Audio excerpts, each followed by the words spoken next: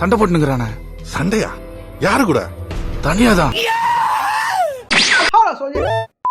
ரீசெண்டா ரிலீஸ் ஆன திரைப்படம் தான் பராசக்தி. பொங்கல் ரிலீஸ் பண்ற அப்படின்ற பேர்ல பொங்கலுக்கே தியேட்டர் விட்டு தூக்கிட்டாங்க அப்படின்ட்டு இப்ப மீம் போட்டு கலாச்சிட்டு இருக்காங்க இந்த படத்தை. இந்த படம் பாத்தீங்க அப்படின்னா நிறைய பேர் வந்து ஃபிளாப் அப்படிலாம் சொல்றாங்க, போட்ட படம் வரல அப்படின்றாங்க. படத்துக்கு பெருசா ப்ரொமோஷன் பண்ணாங்க, நிறைய இது பண்ணாங்க. பட் இந்த படத்துக்கான ஒரு பெரிய ஹைப் மக்கள் இருந்துச்சுன்னா பெருசா கிடையாது. அதை வந்து ரிஃப்ளெக்ட் பண்ற மாதிரி தான் இந்த படத்தோட வசூலி இருந்திருக்கும். பாஸ் யாரு சொன்னது?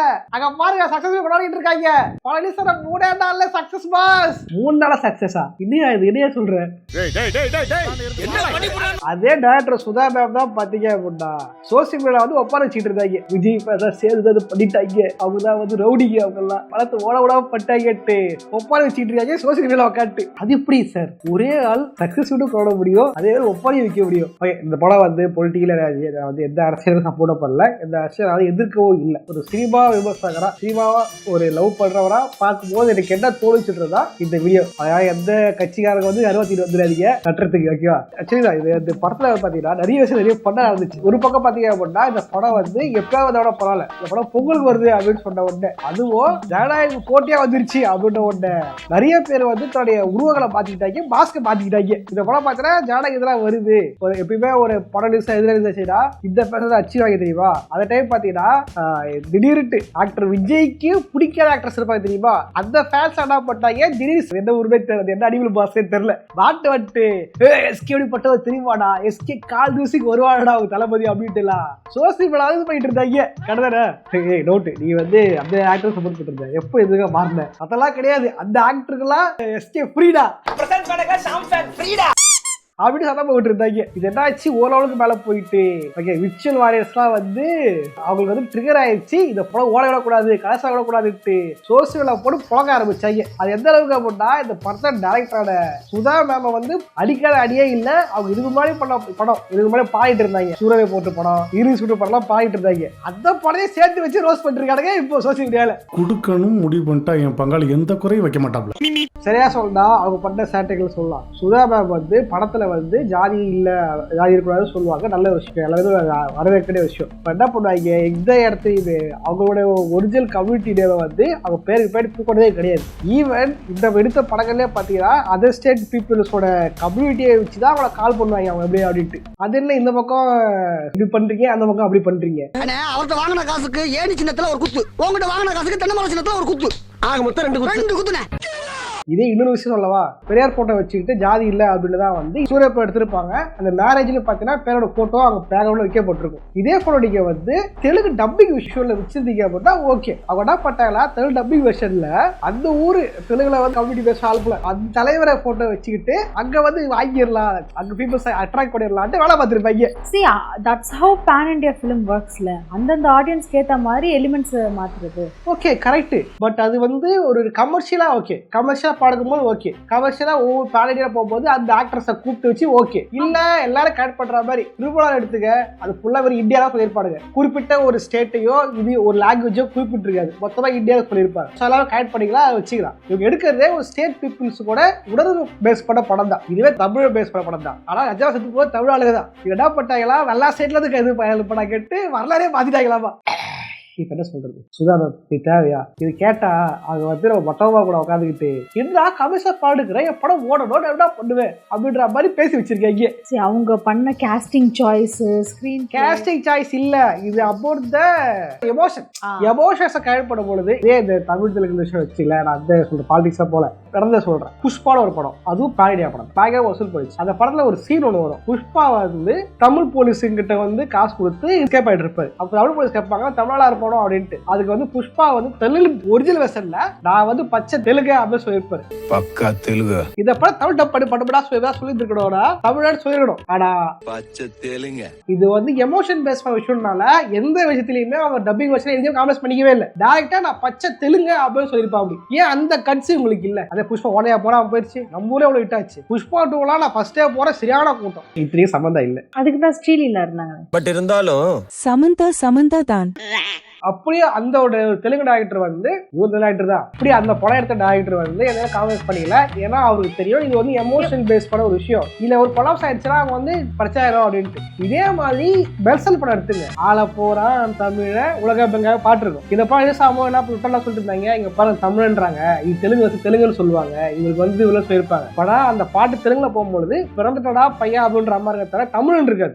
தமிழ் இல்ல அப்படின்னாலும் தெலுங்கை வந்து பேசிக்க மாட்டாங்க. இடத்துல புரியுதா இல்லையா? ஒன்னு அவர் ட்ராக் இதுவாயிரும் அப்படின்றதுக்காக எடுத்துக்கலாம். ஆனா இம்ப்ரெஸ் பண்றதுக்காக பண்ணல.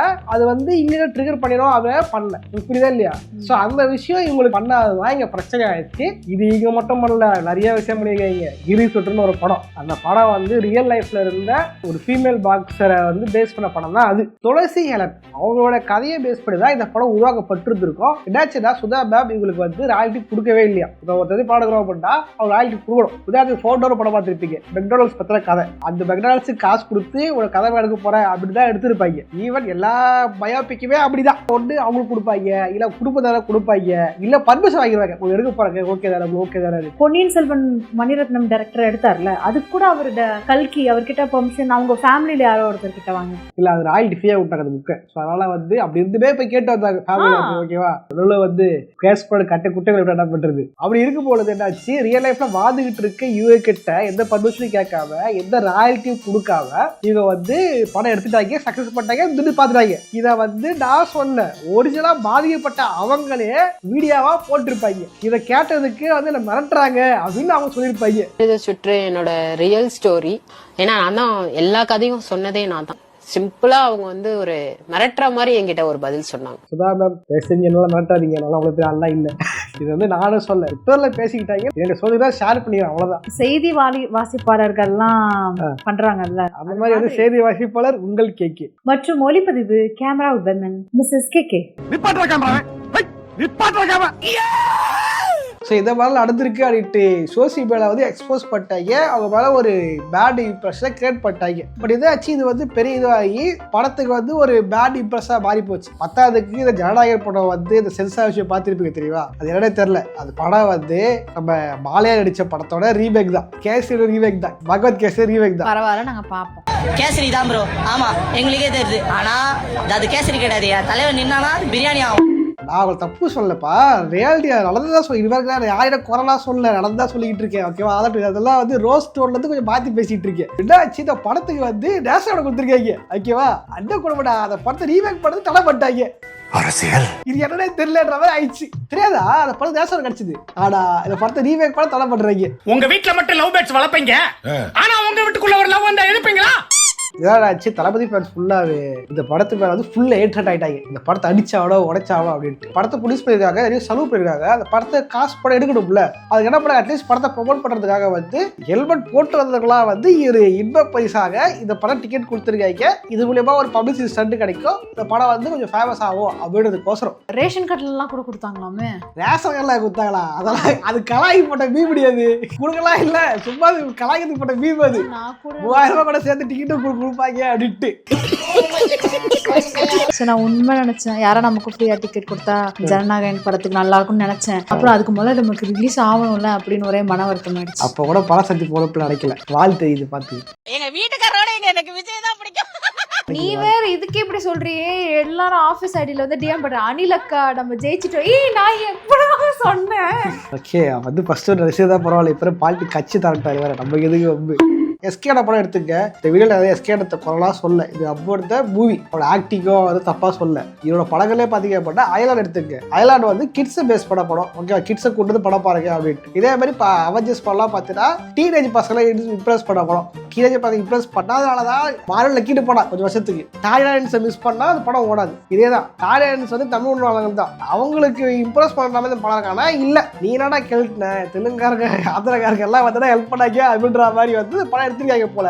இதான் என்னாச்சுன்னா வந்து ரியலிஸ்டியா மாத்திரியா நீட்டு எல்லாரும் காண்டாயிட்டாங்க. அந்த படத்துல கிட்டத்தட்ட வந்து 200 பேருக்கு மேற்பட்ட கொலை போட்டிருக்காங்க. அந்த வரலாறுல அது படிக்கலாம ரொம்ப மனசு கஷ்டமா இருக்கு படிக்கும் போது. ஓகேவா? உண்மையில உங்களுக்கு பாராட்டலாம், இந்த படம் எடுத்ததுனால தான் எனக்குலாம் தெரிய வந்துச்சு, இதை பத்தி தேடி படிக்கணும்னு தோணுச்சு. பட் வரலாறு எழுதி சொன்ன எதுவுமே ஒரு தப்பா கமர்ஷியலைஸ் பண்ற காசு பாக்குறேன்ற பேர்ல அடுத்த உனக்கு காசா தெரியுதா அப்படின்ற மாதிரி எனக்கு தோணுது. எனக்கு தோணலைங்க. கமெண்ட் பாக்ஸ் கேட்கறாங்க இந்த மாதிரி தமிழ் உணர்வாளர்களுக்கு அந்த படம் வந்து பிடிக்காம போனாலையும் ஆக்சுவலி படத்துல க்ரூ எல்லாருமே வந்து அதர் ஸ்டேட்டுக்காரங்க இது இங்கே கடன் எடுப்பாங்க அப்படின்ற தாட் வந்ததுனாலும் தான் அவங்களுக்கே அந்த படம் சாட்டிஸ்பேக்ஷனாகவும் இல்லை, படம் பார்க்கும்போது இதாகவும் இல்லை. அமரன் படத்துல வந்து நம்ம எஸ்கேஸ் ஆகும்போது கண்ணீர் விட்டவெல்லாம் இந்த படத்துல வந்து பல பேர் காலியாகும் போதெல்லாம் வந்து அப்படின்னு பார்த்துக்கிட்டு இருக்காங்க. இதுல வேற கேமியோஸ் வேற சாகரத்துக்கே வராங்க. அவ்வளவு தெரியுமா உனக்கு? சரி தப்பா எடுத்துக்காதீங்க, பண்ணதான் சொன்னேன். இது கூட பரவாயில்ல. 3 பேர் சேர் போட்டு வடையா பேசுவாங்க இல்லையா, அவங்க வந்து இப்ப சேனல் பக்கம் போயிட்டு வேற சேனல் போயிட்டு பேசிட்டு இருக்காங்க. அவங்க யாரை சப்போர்ட் பண்றாங்களா தெரியும், ஓகேவா? பட் என்ன இந்த படம் ஓடாதுக்கு ரஜகாரன் சொன்னா எங்க கூட்டு வச்சு கும்பா வந்து குத்துவாங்களோ அப்படின்ட்டு இஷ்டத்தை சொல்லிட்டு இருக்காங்க. இங்க யாருக்குமே வந்து மொழி உணர்வு இல்லைங்க.